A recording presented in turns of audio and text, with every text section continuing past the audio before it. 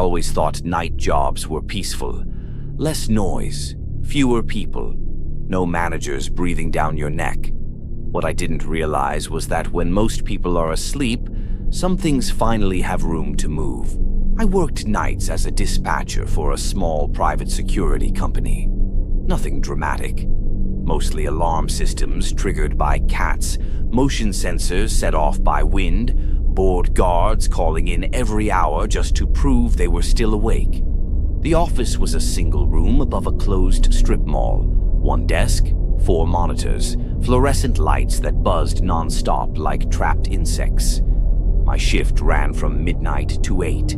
After 2 in the morning, the world usually went silent. That night, at 3:17 a.m., my phone rang.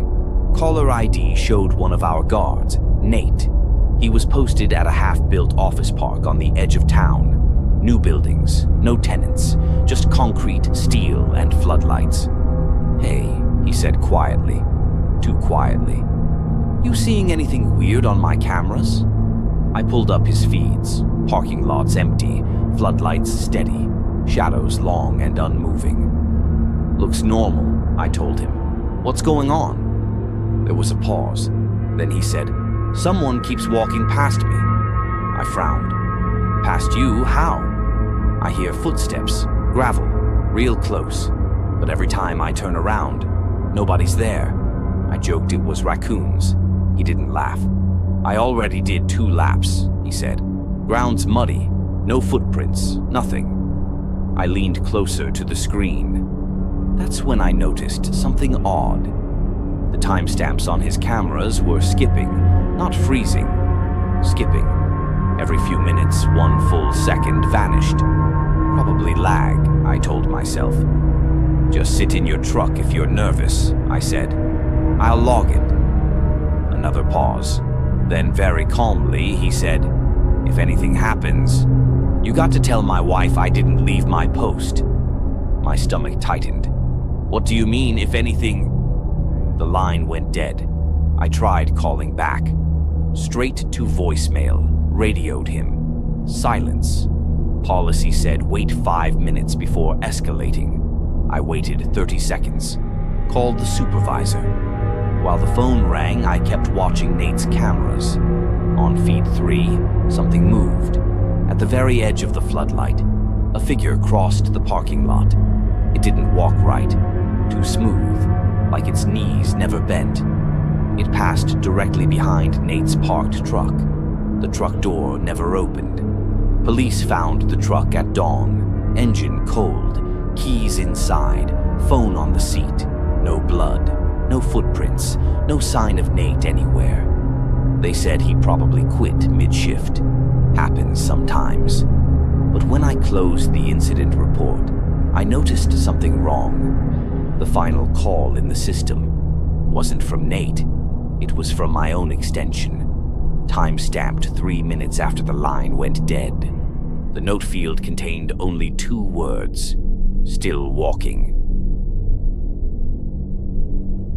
After that job, I switched to cleaning nights at a 24-hour gym. Mopping floors, emptying trash, wearing earbuds so the silence didn't eat me alive. After midnight, the place felt abandoned except for the hum of machines and the occasional insomniac lifting in total silence. There was one guy who came every Tuesday around 1 a.m. Big guy, not muscular, heavy, like all his weight settled wrong. Gray hoodie, hood up, headphones in. Never spoke, never stretched. Went straight to the leg press. Always maxed out the machine. Always slow reps. And when he finished, he never racked the weight. Just stood up and walked away, breathing completely normal. One night, I noticed he'd been there over an hour. No sweat, no shaking. His reflection in the mirror lagged behind his movements by half a second. Like the glass couldn't keep up with him. At 3:30, I was emptying trash near the locker rooms when the leg press slammed. Metal crashing hard. I peeked around the corner. The machine was moving, pressing down, releasing. But the bench was empty. Deep impressions remained in the padding, like someone invisible was still lying there. The vinyl creaked under pressure. Then I felt breath on my ear. Warm, wet. "Spot me," a voice whispered.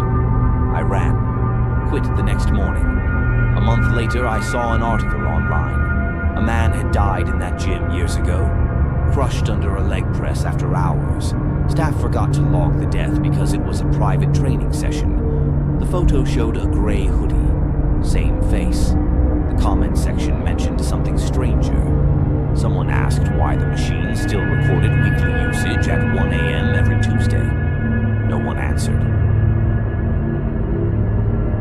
I became a medical courier, driving lab samples between hospitals overnight. Empty roads, no conversations. Perfect. One route took me through a highway stretch with no exits for miles. Just trees, darkness, and a blinking radio tower far away. At 2:40 a.m., I picked up a cooler from a rural clinic. The nurse handed it over and said, "This one's time sensitive. Don't stop." 10 minutes later, my GPS rerouted. Told me to take an exit I knew didn't exist. I ignored it. Then headlights appeared behind me, tailgating, aggressive. The car pulled alongside, old sedan, driver window down. The man inside looked exhausted, gray skin, eyes sunken deep. He mouthed something, then screamed, "You missed it!" He slammed his brakes and vanished.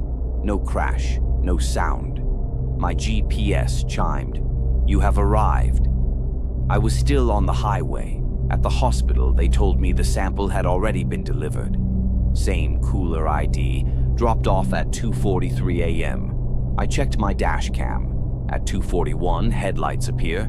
At 2:42, my own car is visible. Pulled over, driver door open, and something standing where I should have been, waiting. I don't work nights anymore, but every New Year's Eve, at exactly 11:59 p.m., I get a text from an unknown number. Different area code, same message, still driving.